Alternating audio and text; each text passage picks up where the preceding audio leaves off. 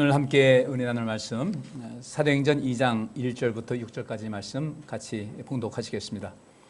오순절 날이 이미 이름에 저희가 다 같이 한 곳에 모였더니 후련히 하늘로부터 급하고 강한 바람 같은 소리가 있어 저희 앉은 온 집에 가득하며 불의 혀같이 갈라지는 것이 저희에게 보여 각 사람 위에 임하여 있더니 저희가 다 성령의 충만함을 받고 성령이 말하게 하심을 따라 다른 방언으로 말하기를 시작하니라. 그때에 경건한 유대인이 천하 각국으로부터 와서 예루살렘에 우거하더니 이 소리가 남에 큰 무리가 모여 각각 자기의 방언으로 제자들의 말하는 것을 듣고 소동하여. 아멘. 저는 오늘 이 말씀 가지고 성령 충만한 성도가 되어야 할 이유라는 주제로 함께 하나님의 은혜를 나누도록 하겠습니다. 원래는 지난주가 성령 강림 주일이었습니다. 이 성령 강림의 이 사건은 이 세계 역사에 또 특별히 하나님의 구원의 역사에 있어서 굉장히 중요한 사건이었습니다. 하나님께서 이 세상을 창조하시고 아담과 하와, 첫사람인 아담과 하와가 범죄로 인하여 에덴 동산에서 추방을 당했지만은 하나님께서는 이 창조하신 그 사람들을 또 이후에 태어날 모든 사람들을 구원하시고자 하는 그런 원대한 계획을 세우셨습니다. 세월 지나면서 그 순간순간에도 하나님의 은혜의 손길이 함께 있었는데 더 크게 지금보다는 훨씬 세계 인구가 적었지만 그래도 온 세계에 주의 복음을 전파하고 그들을 구원하시기 위한 그런 목적으로 이스라엘 백성들을 택하셨습니다. 그들에게 율법을 주셨고 또 죄사함의 모든 원리를 알려주시면서 이후에 예수님께서 이 땅에 오실 것을 또한 예비하셨는데 그렇게 역사가 흘러갔습니다. 이스라엘 백성들은 하나님의 그 제사장으로서 역할을 잘 감당했어야 될 텐데 더 많은 사람들이 하나님의 뜻에서 벗어날 수밖에 없는 그런 인간의 한계를 느꼈습니다. 그러나 그 중에도 그 남은 자들, 소수의 남은 자들에 의해서 하나님의 구원의 역사가 계속해서 이루어졌는데 이제 하나님의 때가 돼서 우리 하나님께서는 예수 그리스도 하나님의 외아들이신 예수님을 이 땅에 보내주셨고 그 예수님께서 온 인류를 구원할 수 있는 그런 구원의 문을 열어놓으셨습니다. 길을 평탄케 하시고 문을 열어놓으셔서 누구든 이제 하나님의 구원의 은총의 자리에 누구든지 천국에 갈 수 있는 그런 모든 여건을 그런 조건을 자격을 주셨습니다. 그래서 요한복음 3장 16절에 하나님이 세상을 이처럼 사랑하사 독생자를 주셨으니 이는 저를 믿는 자마다 멸망치 않고 영생을 얻게 하려 합니다. 그래서 영원한 생명을 얻을 수 있는 그런 길을 열어놓으셨습니다. 예수님께서 이 땅에 오셔서 제자들을 부르셨죠. 제자들을 부르셨는데 그 중에서 핵심적인 인물이 12명이었지만 이후에 성령 강림 때 그 성령 충만함 받은 사람이 약 120여 명 정도에 불과했습니다. 아주 소수였습니다. 예수님께서 3년 동안을 가르쳐 주시면서 그렇게 많은 이적과 표적을 베풀어 주셨는데 실제로 그때 주님을 영접하는 사람들이 그렇게 생각보다는 많지 않았다는 것이죠. 그런데 그런 가운데서도 이제 그 예수님께서 3년을 지내고 사방각지에 흩어져 있는 많은 그리스도인들이 있었지만 특별히 오순절 성령의 강림 사건 때 그때 성령 충만함 받은 사람들이 120여 명의 사람이 있었습니다. 예수님께서 이제 그전에 혼자 하셨는데 이제는 그들 성령 받은 사람들을 하나님께서 세우셔서 그들로 하여금 예수님께서 이 땅에 오셔서 구원사역의 모든 것을 감당할 수 있었던 것 같이 그들에게도 넘치는 은혜와 능력을 덧입혀 주셨습니다. 그리고 그 수가 지금 넘치게 나서 오늘날 이런 많은 그리스도인들이 생기게 됐는데 그래서 예수님께서 이 땅에 강림하신 사건은 하나님께서 이 세상 모두를 구원하시고자 하는 원대한 계획을 실질적으로 보여주는 그런 사건이었습니다. 예수님을 봤습니다. 그분의 말씀을 들었습니다. 그분을 만져볼 수 있었습니다. 오감으로 체험할 수 있는 하나님의 그 아들 또 구원의 그 모든 길을 열어주시는 그분을 우리가 체험할 수 있었는데 이후에 혼자 모든 것을 할 수 없으니까 우리 하나님께서 이스라엘 백성들을 세워서 온 세계 제사장 삼으신 것 같이 예수님께서 12제자를 만드시고 그 위에 많은 제자를 두셔서 그들로 하여금 온 세상에 구원의 길로 많은 사람들을 인도하고 그들로 하여금 그리스도의 증인되어서 그들을 통해서 많은 사람들이 하나님께 돌아올 수 있도록 하는 그런 역사를 이루셨던 것이죠. 그래서 성령 강림 사건은 예수님께서 이 땅에 오신 사건과 버금가는 굉장한 역사였습니다. 예수님께서 이 땅에 오셔서 모든 구원의 것을 완성시키셨다면 성령께서 이 땅에 오셔서 모든 사람들에게 임재하시면서 그들이 자발적으로 하나님을 섬기고 그들이 오히려 많은 사람들을 더 구원의 길로 인도하는 그런 사람들이 되도록 만들어 주신 것이죠. 그렇다면 이 성령 충만의 그 이유, 우리가 왜 성령 충만해야 되는가?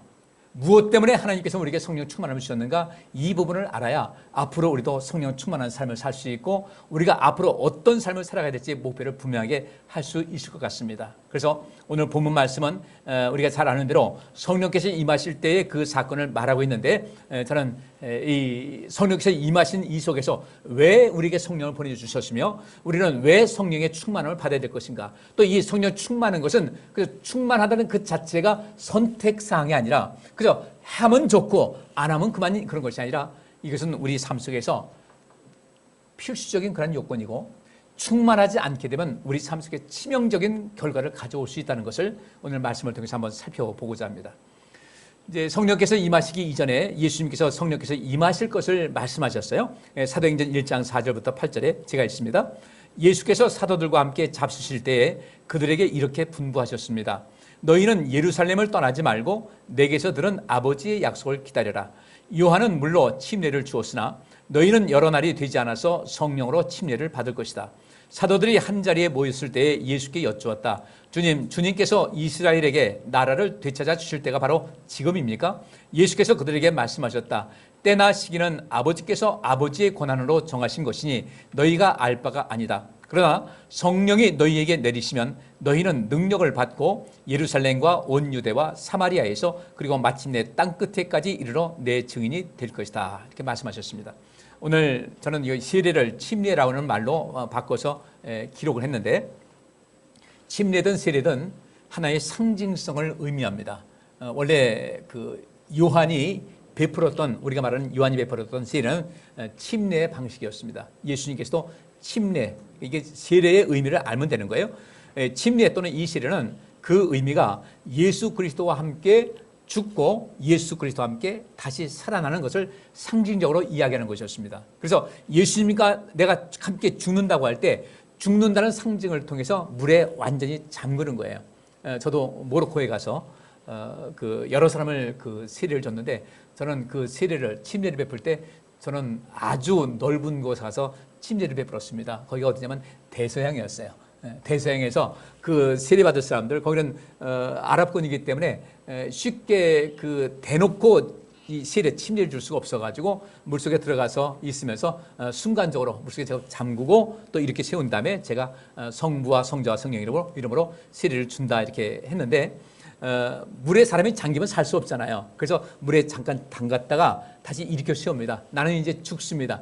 이런 내 인생에서 나는 내가 주인 되는 삶을 살지 않고 다시 일어나서 주님께서 나를 살리셨으니 주님께서 주인 된 삶을 인생을 살아가겠습니다라는 그런 상징적인 그런 것이거든요. 그래서 처음에는 이렇게 침례를 했는데, 이 아랍권, 그 유대인의 땅들에, 이스라엘에는 때로 이 건기에는 물이 부족했기 때문에 침례를 할 수 있는 그런 것이 자유롭지 못한 때가 있었어요. 그래서 그때는 물을 3번 부어서, 머리에 물을 3번 담아가지고 부어서 성부와 성자와 성령 이름으로 세례를 주는 그런 방식도 허용이 됐었고요. 이게 그 과거의 모든 역사의 기록에 보면 나옵니다. 그것도 안 되면 지금 우리가 하는 대로 손에 물을 적셔가지고 세례를 줬습니다. 그러니까 침례나 세례나 꼭 침례해야 되냐 세례해야 되냐 이런 거 따지지 말고 침례나 세례는 모두가 다 상징적인 의미가 있는데, 이 침례나 세례 모두는 우리가 예수 그리스도와 함께 죽고 또 예수 그리스도께서 부활하신 것 같이 예수님과 함께 부활해서 주님을 중심으로 하나님을 주인으로 삼고 인생을 살겠다는 그런 다짐이 되는 겁니다. 이때 예수님께서 그 제자들 승천하시기 직전이었죠. 너희는 예루살렘을 떠나지 말고 내게서 들은 아버지의 약속을 기다려라. 요한은 물로 침례를 주었지만 너희는 여러 날이 되지 않아서 성령으로 침례를 받을 것이다. 성령으로 세례를 받을 것이다. 이렇게 말씀하셨습니다. 이때 제자들은 이렇게 묻습니다. 주님께서 이스라엘에게 나라를 되찾아 주실 때가 바로 지금입니까? 예수님께서 부활하셨잖아요. 죽으셨다가 부활하셨으니까 여기서 제자들이 얼마나 또 힘을 얻었겠어요? 주님, 이제 우리가 잃어버린 이 나라를 되찾을 때입니까? 우리나라도 일제 치하에 있을 때 빼앗긴 땅에도 봄은 오는가? 뭐 이런 말이 있잖아요. 그와 마찬가지로 잃어버린 이 나라를 다시 회복할 때가 지금입니까? 했더니 예수님께서는 그것은 일단 뒤로 미루면서 때나 시기는 아버지께서 아버지의 권한으로 정하신 것이니 너희가 알 바가 아니다. 그보다 더 중요한 것이 있다.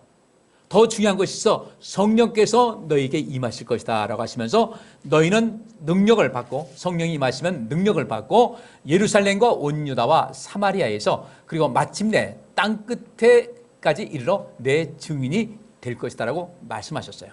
그럼 여기서 이것이 굉장히 중요한 의미가 있습니다. 많이 본 내용이지만 굉장히 중요한 내용이에요. 성령이 너희에게 내리시면 너희는 능력을 받고, 이 능력이라는 것은 디나미스라는 그 헬라어인데 이게 초자연적인 역사를 말하고 있습니다. 단순한 인간의 그때 갖고 있는 그 능력이 아니라 인간의 능력을 초월하는 초월적인 능력, 초자연적인 능력을 여기서 말씀하고 있습니다. 너희는 그런 능력을 받을 것이다. 그래서 그 능력을 받은 다음에 예루살렘과 온 유대와 사마리아에서 그리고 마침내 땅 끝에까지로 내 증인이 될 것이다 라고 말씀하셨어요. 근데 여기서 우리가 이 말씀을 많은 사람들이 내가 성령 받았으니까 내 주님의 그리스도의 증인이 돼야 된다라는 어떤 당위적인 사고를 갖고 있는데 실상 그렇지 않습니다. 성령께서 너희에게 임하시면 너희에게는 자연적인 현상이 나타날 것인데 성령이 너희에게 임하시면 능력받게 되고 그 능력이 너희들을 나의 증인으로서의 인생을 살아갈 수 있게끔 자연스럽게 살아갈 수 있도록 만들어 줄 것이라는 거예요. 그럼 여기서 내 증인이 될 것이라고 했지 내 증인이 돼야 된다는 말씀을 안 하신 것 같거든요. 성령이 임하시면 우리가 예수 그리스도의 증인이 된다는 사실인 겁니다. 그럼 어떻게 증인이 될까? 이것을 한마디로 말하면요, 성령 충만하게 되면 너희는 모든 것이 잘 될 것이다. 너희 인생은 완벽하게 뒤바뀌어서 사람들이 볼 때 아니 어떻게 사람이 저렇게 바뀔 수가 있지? 어떻게 저렇게 많은 복을 받을 수가 있지? 어떻게 모든 것이 이렇게 온전하게 될 수가 있지? 난 저 사람 보면 부럽다 이거죠. 어떤 할머니하고 할아버지하고 싸우는데 그렇게 한 거예요. 어때 할아버지 어떠세요? 할머니한테 물었어요. 하더니 아유 너무 달라. 너무 달라. 너무 달라. 그래요? 이건 완전히 로또야, 로또. 로또는 여러분 잘 맞아야 맞아요. 로또 안 맞듯이 너무 안 맞는다는 거예요, 이 할아버지가. 참 재밌는 이야기예요. 우리 인생을 살아갈 때 우리가 뭔가를 내가 이렇게 돼야지 한다고 해서 다 된다면 얼마나 좋겠어요. 근데 너무도 아주 단순한 원리. 내 증인이 될 것이라는 것은 누군가 나를 봤을 때 내가 성령 충만하다고 봅시다. 성령에 충만하게 되면은 사람들이 완전히 바뀐다는 거예요. 사람이 이전의 사람이 아니라는 겁니다. 저는 이전에서 내가 굉장히 낯선 사람같이 보일 정도로 탁월한 그런 삶이 되는 것이고 성공적인 인생을 살아갈 수 있다. 그래서 아니 이 비결이 뭡니까 했을 때 저요 다른 것 한 거 없습니다.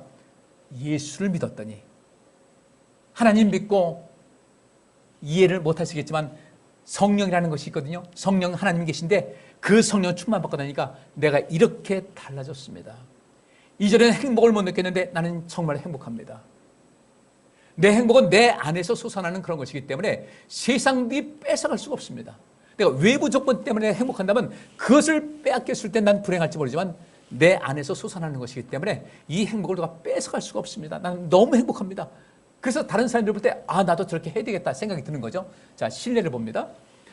성령의 강림 사건이 있었습니다.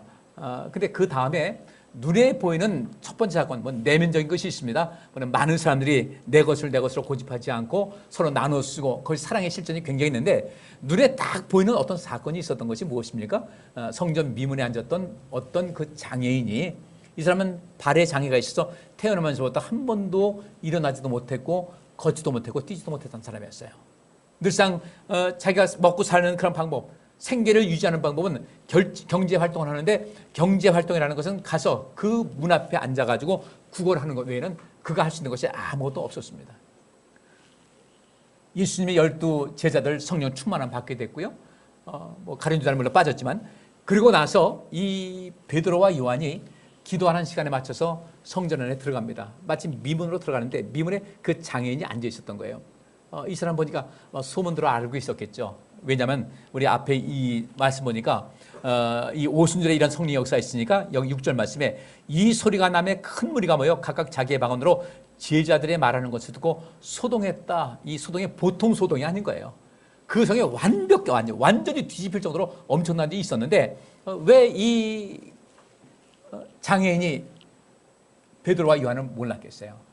나도 뭔가 얻을 수 있겠다 싶어가지고 손을 내밀었겠죠.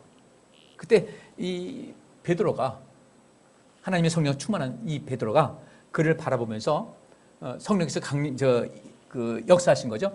그에게 얘기합니다. 당신은 내게 어떤 물질적인 것을 요구하는 것인지 모르지만 나는 당신을 평생도록 당신의 삶을 보장할 수 있는 재물은 없다. 그러나 당신에게 정말 중요한 것이 있다.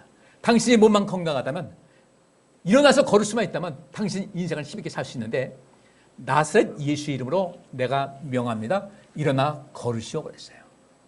그랬더니 이 사람이 벌떡 일어난 겁니다.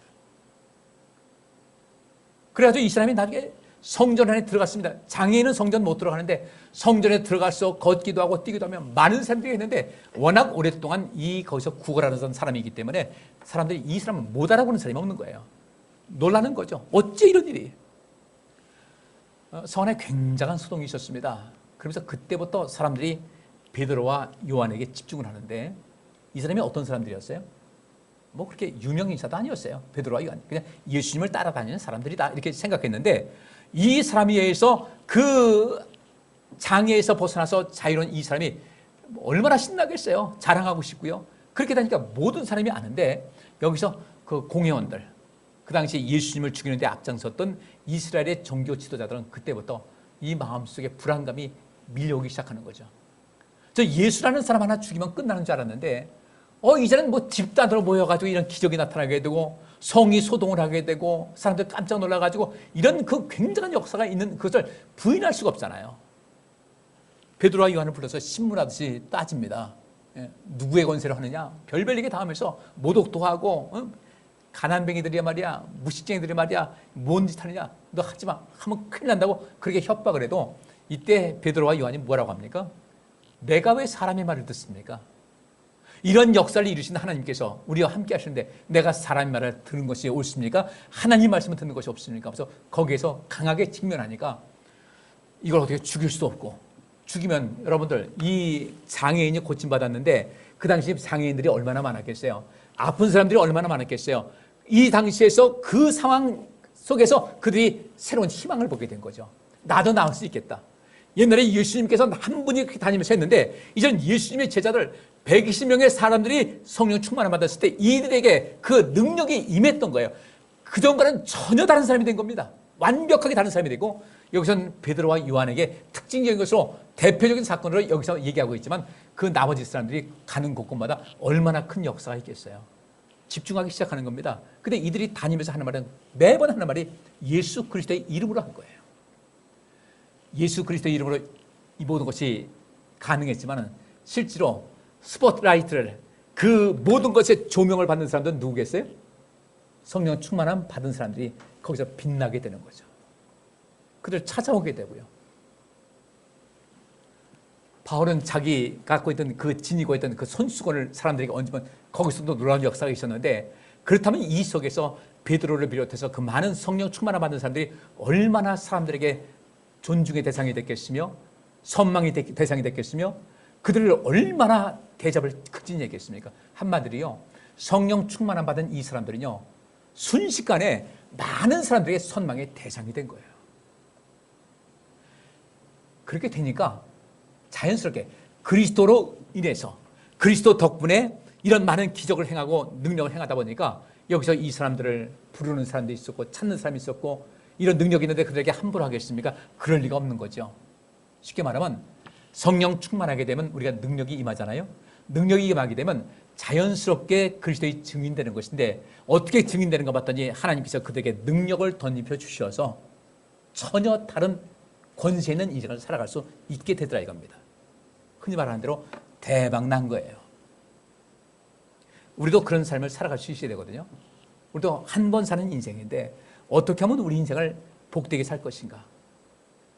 내가 특별히 뭐 예수 믿고 구원받아서 이런 얘기 하지 않는다 할지라도 내 안에 성령이 충만하게 되면 우리는 생각이 바뀌게 되겠죠. 성령께서 내 생각을 주장하시니까 내 생각을 인도하시니까 우리는 생각하는 수준이 훨씬 더 높아지게 되고 그러다 보니까 다른 사람들이 알지 못하는 것을 알게 되고요.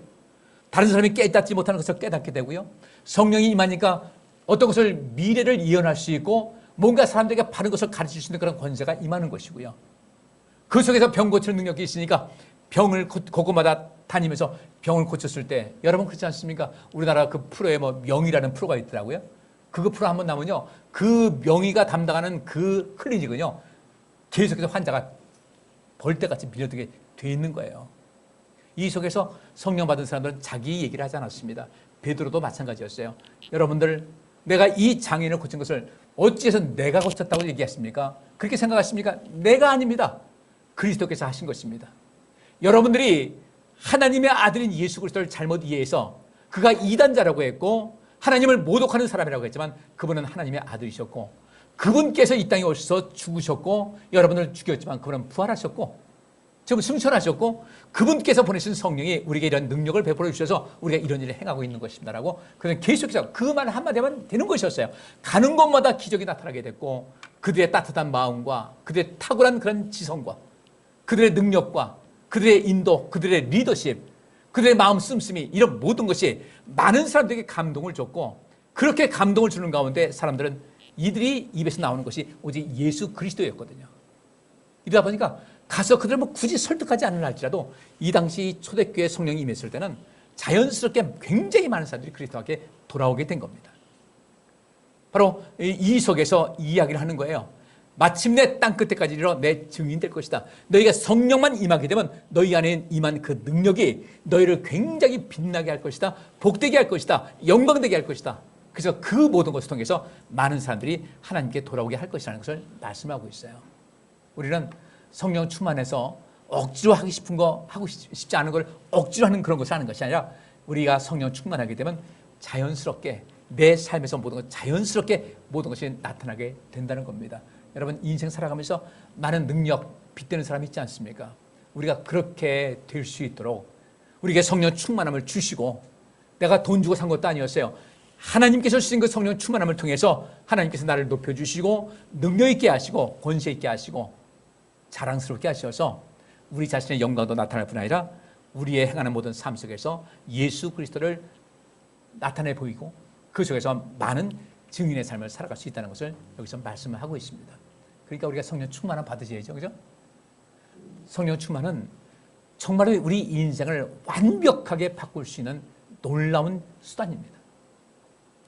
예수님께서 보내주신 거예요. 여기도 500여 명의 사람들이 지켜보고 있는 가운데 예수님께서 승천하셨습니다. 그리고 여기 있는 대로 너희는 예루살렘을 떠나지 말고 내게서 들은 아버지의 약속을 기다리라고 했어요.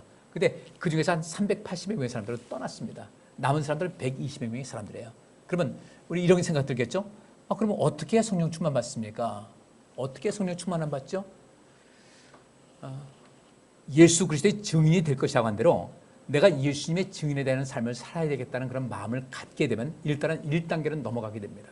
그런데 예수 믿어서 내가 좀 돈 좀 잘 벌고 잘 먹고 잘 살았으면 좋겠다 하면 이건 안 되는 거예요.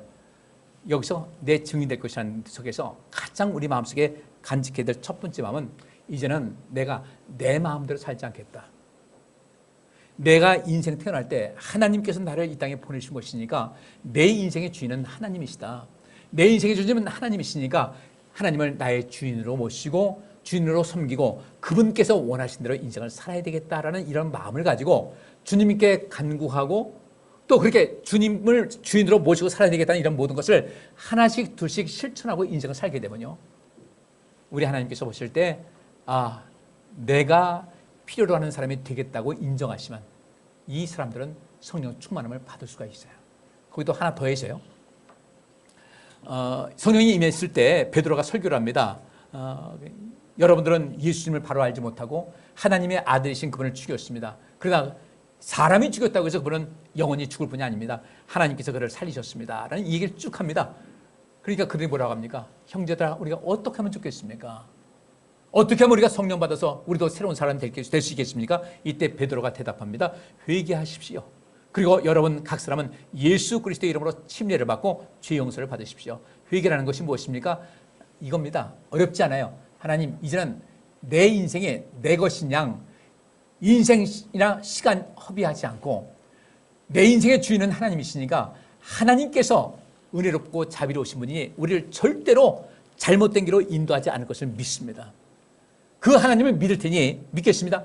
하나님을 주인으로 모시겠사오니 하나님, 제가 주님의 종으로서 인생 살겠습니다. 말씀하여 주옵소서. 제가 실행하겠나이다라는 이 마음을 가지고 살면 모든 것이 온전하게 되는 거예요. 성경에 그런 말씀이 있습니다. 세상과 짝해 사는 거지. 세상을 벗삼아 사는 사람들은 하나님과 원수가 된다고 말씀하고 있어요. 하나님보다 세상을 더 가까이 하는 것은 하나님을 대적하는 인생이다 이렇게 말씀하고 있습니다. 저는 여러분들 세상의 재미, 세상의 어떤 즐거움 이런 거 제가 소용없다라는 이런 얘기 안 합니다. 어떤 분은 그런 얘기를 했어요. 여러분들 지금 이때가 언젠데 놀러 다닙니까? 가을철 내장산 갈 수 있어요 없어요? 네? 가세요. 하지 주일 빼시고 딴 날 가세요. 연차도 있고 요새 얼마나 좋아요. 연차도 있지 월차도 있잖아요. 그렇게 해서 여러분께서 시간 내서 가시는데 이렇게 얘기를 해요. 내장산 갔다가 내장 터집니다 그러는 거예요. 어떤 분들이요, 어떤 목사님들은 성도들을 꽁꽁 묶어놓습니다. 집하고 직장하고 교회 외에는 아무것도 못하게 해요. 얼마나 그 문제인지 몰라요. 전 그렇게 여러분들을 묶어놓고 싶지 않습니다. 세상이 얼마나 아름다운데. 그렇잖아요. 어제 아침에 일어나니까 와 너무 멋있는 거예요. 하늘이 얼마나 멋있는지. 공기도 맑고. 저희 집에 보면 저 사자함이 보이거든요. 근데 그 옆에 건물이 하나 들어서가지고 이제 그 가려져서 좀 아쉽긴 한데 보니까 참 얼마나 아름답고 멋있는지 모르겠어요. 하늘 보니까 좀 멋있다. 멋있는 세상 보면 좋죠. 우리가 그런 모든 것을 다 멀리하라는 것은 아닙니다. 그러나 적어도 하나님의 것은 하나님에게 바칠 수 있는 그런 모든 것, 하나님을 나의 삶의 주인으로 모시고 그분의 뜻대로 살고자 하는 이런 모든 인생을 살게 되면요, 우리 인생은 정말 멋있게 되는 것입니다. 이런 인생을 우리가 살아가자는 거예요.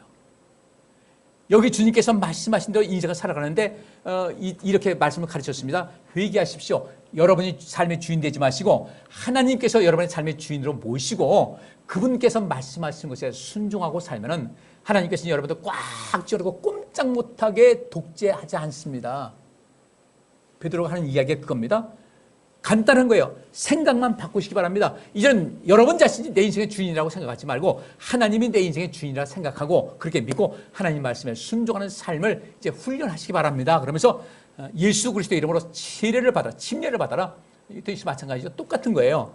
이제 내가 죽고 주님께서 원하신 대로 살겠습니다라는 이 마음가짐을 갖고 하루 아침에 바뀌지 못한다 할지라도 그렇게 훈련을 해 나가다 보면 어느 때인가 내 몸에 그것이 몸에 뵐 때가 있다는 거예요. 그렇게 하게 되면 죄의 삶을 받게 되는 것이고 그리하면 성령을 선물로 받을 것이다. 굉장히 쉬워요. 땀 뻘뻘 흘리고 기도하지 않아도 돼요. 물론 기도하지 않으면 그러면 기도가 필요 없다는 것이 아니라 기도할 때 기도해야 됩니다. 근데 회개하지 않고 주님과 함께 죽고 주님과 함께 부활하는 이런 삶을 약속하지 않고 여전히 내 인생은 주인은 나다. 내 멋대로 세상과 짝해서 세상에 더 즐거워서 인생 살다 보면 성령 충만은 있을 수가 없는 거예요.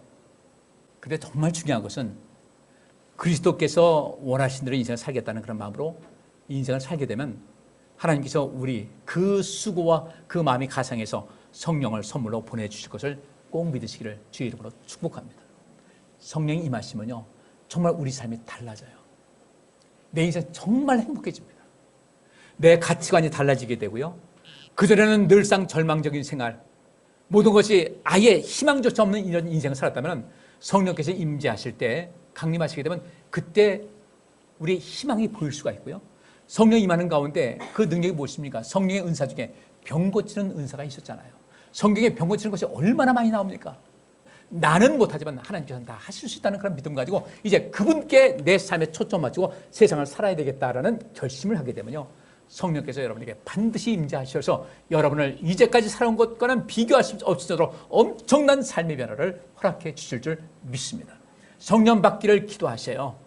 성령 받기를 간절히 원하세요. 그리고 그것을 받기 위해서 이제 내가 하나님께 더 가까이 되겠다, 가야 되겠다. 하나님을 중심으로 살아야 되겠다. 하나님 바라보면 이제 살아야 되겠다. 하나님을 나의 삶의 주인으로 모셔야 되겠다는 이런 마음을 갖고 하나씩 둘씩 하다 보면 어느 날인가 여러분의 삶이 변화되는 것을 꼭 믿으시고 그런 역사 있기를 주의 이름으로 축복합니다. 그러다 보니까 어떤 일이 있었는가? 여기 이제 앞에 보면 이제 사도행전 2장에 보면 이런 말씀이 있어요. 44절 보니까 믿는 사람은 모두 함께 지내며 모든 것을 공동으로 소유하였다. 그들은 재산과 소유물을 팔아서 모든 사람에게 필요한 대로 나누어 주었다. 성령 받게 되니까요. 그전은 자기중심적으로 살았는데 주기도모에 그런 말씀이 있지 않습니까? 오늘날 우리에게 일용할 양식을 주옵시고 오늘날 내게 일용할 양식을 주옵시고가 아니라 오늘날 우리에게 일용할 양식을 주옵시고 했습니다. 성령 받고 나니까 비로소 그때 주변이 보이기 시작하는 거예요. 주변에 어려운 사람 보게 되면요, 그 어려운 사람을 돕고 싶은 마음이 생기는 겁니다. 그래서 내 것을 내 것이 하지 않고 모든 것을 공동으로 소유하고, 좀 여유가 있는 사람들은 재산과 소유물을 팔아서 사람들에게 필요한 대로 나눠주는 삶을 실천하기 시작했던 거예요. 그랬더니 그 가운데서 우리 사람에게 욕구 단계에서 보면요, 인간에게 있어서 최고의 만족과 행복을 누릴 때가 언젠가 했더니 자아실현의 욕구를 충족시킬 때 진정한 행복을 누린다고 합니다. 그 자아실현이 무엇입니까? 여기 있는 대로 나눠주는 거예요. 어려운 사람이 있으면 돌봐주고 살펴주고 챙겨주고, 성령 받게 되면요, 그 성령 안에서 주님의 마음이 우리에게 임하기 때문에 하나님의 마음이 내게 임하게 되고, 하나님의 자비로우심, 하나님의 은혜로우심, 하나님의 사랑과 하나님의 능력이 우리 안에 그대로 임하는 것이기 때문에 그때부터는 우리는 능력 있고 권세 있는 사람이 될 뿐 아니라 많은 사람들에게 존경받을 수 있고 많은 사람에게 나눠줌을 통하여 하나님께로부터 더 채움받는 축복의 통로의 삶을 살아가게 될 줄 믿습니다. 그래서 성령 충만하는 것은요, 결국은 무엇인가? 성령 충만하게 되면 나만 사는 게 아니라 누군가를 살리는 굉장한 역사를 이루는 삶을 살아갈 수 있다는 것이에요. 우리가 그렇게 살아가면 좋지 않겠습니까? 누군가를 내가 살려주는 거예요. 누군가를 도와주는 거예요. 누군가의 힘이 되는 거예요. 우리가 얼마나 뿌듯하게 했어요. 아, 나는 정말 누군가의 삶에 유익을 주는 그런 인생을 살았다. 이것만큼 큰 영광이 없는 것이죠. 거기에다가 하나님께서는 그렇게 살아가는 여러분들에게 큰 복을 더해 주실 줄 믿습니다. 자, 이제 다음 이거 시간 없어서 넘어가고요. 하나만 더 하고 마치겠습니다. 지난주에 봤던 우리 수요 예배 때 봤던 것인데, 요한계시록 3장 1절부터 5절에 이런 말씀이 있어요. 사대교회의 지도자에게 이 편지를 써서 보낸다. 하나님의 7영과 7뼈를 가진 이가 말한다. 나는 내 행위를 알고 있다. 내가 살았다는 이름은 가졌으나 사실 죽은 거나 다름이 없다. 그러므로 너는 깨어서 죽게 된 나머지 부분을 강하게 하라. 내 행위가 하나님 앞에서 완전하지 못하다 그랬어요. 살았다 하는 이름은 있지만 사실 죽은 거나 다름이 없다는 것은 뭔가 봤더니 그들의 행위가 하나님 앞에서 완전하지 못하다는 거예요. 이 완전하다는 그 단어가 아주 묘한 것입니다. 여기 완전하다는 것이 플레로라는 히라보를 씁니다. 플레로. 근데 이 플레로라는 이 단어가 충만하다, 채우다, 성취하다는 거예요. 성령의 충만함을 입었다라고 우리 말씀 봤잖아요. 앞에서 그 성령 충만하다 할 때 이 플레로라는 단어가 또 쓰여집니다. 그래서 여기서 내 행위가 하나님 앞에서 완전하지 못하다는 것은 너는 인생을 충만하게 살지 못하고 있다는 거예요.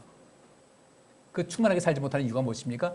성령 충만하게 되면요, 그것이 우리 삶 전체를 다 아우르기 때문에 성령 충만하면 다 되는 겁니다. 전 화투를 잘 모르는데 뭐 섰다 그 짝 맞추는 거 있잖아요. 뭐 광땡 뭐 하는데 저기 그거 잘 아시는 분들 있죠. 거기서 제일 높은 게 뭐예요? 삼팔광땡이에요? 그래. 저도 그렇게 알고 있는데 잘 몰라가지고. 근데 삼팔광땡이면 다 이기잖아요. 성령 충만하잖아요. 모든 것을 다 아우를 수가 있는 거예요. 이 속에서요. 그래서 내 행위가 하나님 앞에서 완전하지 못하다는 것은, 이 완전하지 못한 이유가 무엇인가? 성령 충만하지 못해서 그래요. 이 완전한, 여기서 이것은 이 완전하지 못하다고 되어 있지만은 원래 이것은 현재 분사로서의 문장으로서 이어지고 있습니다. 따라서 내 행위가 하나님 앞에서 충만한 삶을 살고 있지 못하다. 내 행위가 하나님 앞에서 채우는 삶을 살지 못하고 있다. 내 행위가 하나님 앞에서 성취되는 삶을 살지 못하고 있다는 겁니다. 바꿔 말하면 이 완전하지 못하는 것은 매일매일 삶 속에 우리는 충만한 삶을 살아야 되고 매일매일 뭔가 채워야 돼요. 성령 충만한 사람은요, 섬김의 삶에서도 계속 섬김을 채웁니다. 봉사를 채웁니다. 헌신을 채웁니다. 그거 하지 않게 되면요, 말라버리게 돼 있어요. 그래서 성령 충만되어 날마다 충만한 삶을 살아갈 수 있어야 돼요. 그 충만한 삶을 살아가야 된다. 일단은 원하자는 거예요. 아, 나 성령 충만해야 되겠다. 한 번밖에 없는 인생을 주님 앞에 섰을 때 넌 행위가 내 앞에서 완전하지 못했어. 그러면 이 말하면 완전하지 못하다. 결국 어떻게 된다는 거예요? 생명책에서 이름이 지워진다는 거예요. 결론적으로 말씀드리면 충만하지 않잖아요. 충만하지 않은 상태가 지금 있다. 근데 문제는 충만하지 않은 상태가 지금 있다라고 할 때 이걸 빨리 충전하지 않게 되면요, 우리는 죽는 겁니다. 치명적인 결과를 가져와요. 여러분, 우리 핸드폰은 열심히 충전하잖아요. 네? 여러분 인생은 몇 퍼센트 남았어요? 우리 충전하게 되면 핸드폰이 있어요. 그럼 이걸 보고서 배터리가 한 10% 남으면 어떻게 해요? 얼른 어떻게 해요? 충전해요. 몇 퍼센트 충전할래요? 5%만요? 언제 딱 충전했을 때 됐다고 만들 때가 몇 퍼센트예요? 그게 충만인 거예요. 왜 핸드폰을 충전시키면서 왜 내 삶에 하나님의 성령으로 충만한 것은 무관심한가? 이것은요, 쓰다가 망가지면 버리고 딴 거 사면 돼요. 근데 우리 인생은요, 버리면 그것이 끝나는 거예요. 버림받으면 끝나는 거예요. 여기 있는 말씀대로 충만하지 않은 삶은 나를 죽음으로 이끄는 것이다. 그 죽음이 어떤 죽음이요? 둘째 사망에 이르게 하는 그런 굉장히 치명적인 결과를 가져올 수 있다. 따라서 우리는 충만은 내 삶 속에서 필수로 알아가셔야 돼요. 내 나이가 몇 살인데 이런 거 신경 쓰고 싶지 않다 하지 마시고 나는 날마다 충만을 계속해서 채우는 삶, 여기 채운다고 그랬으니까 내가 다 충만한 것은 아니고 다 채우지 못했다 할지라도 다 성취하지 못했다 할지라도 바울이 그럽니다. 내가 다 이루었담도 하니다. 그렇다고 해서 나는 이게 불가능하다 하는 것도 아니다. 나는 계속해서 채워나갈 것이다. 이것이 뭐예요? 충만한 거예요. 이것이 완전한 삶입니다. 이 완전한 삶은 무엇인가? 우리가 영원한 세계에 들어갈 수 있는 영생을 얻을 수 있는 것은 계속해서 나는 충만한 삶을 살아야 되고 채우는 삶을 살아야 되고 매일매일 성취하는 삶을 살아야만 내가 영원한 생명을 얻을 수 있다는 것을 아시고 이 성령 충만도 마찬가지입니다. 성령 충만하면 내 인생이 완전히 바뀌게 되어 있어요. 내 속에는 지혜가 번뜩여가지고 실패를 모르는 겁니다. 내가 보는 눈이 달라집니다. 순간적으로 성령께서 도우시는 모든 것이 다 나와 있습니다. 어제 저희 장모님이 전화하셔가지고요. 전화가 안 돼. 뭐 옛날 이런 스마트폰도 아니에요. 근데 아까는 안 되더니 전화한다고 이제 저희 신랑한테 이제 전화를 하셨어요. 근데 안 됐는데 이것저것 만지다가 이거 누르니까 핸드폰 꺼지더라. 꺼졌는데 다시 켜니까 되더라. 그러니까 저희 집사람이 엄마 정말 똑똑하다고. 우리 엄마 최고야. 그러면서 엄마 앞으로 안 됐다. 그렇게 다시 껐다가 켜면 된다는 거예요. 되거든요. 여러분 냉장고 잘 안 돼요? 보일러 잘 안 돌아가요? 한번 잠깐 빼가지고 한 5분 있다 돌아보세요. 한 7, 80%는 회복이 돼요. 그런 것이 있어요. 작은 것만 하면 되는 겁니다. 작은 거. 우리가 선풍기 돌면 이렇게 잘 안 돌 때 있잖아요. 이럴 때 있잖아요. 거기 뒤에 그 뚜껑이 열면 시커먼 어떤 것이 있는데 그게 이제 그 캐퍼시터라고 축전지가 있어요. 그거 2,000원짜리인데 그거 하나 바꾸면 휙 돌아갑니다. 원리 간단해요. 우리 인생, 성공적인 인생으로 바꾸는 것은 그렇게 어렵지 않습니다. 성령 충만을 원하세요. 이렇게 해서 내 인생 한번 바꿔봐야 되겠다. 그럼 어떻게 될 것인가? 내 생각을 바꾸자.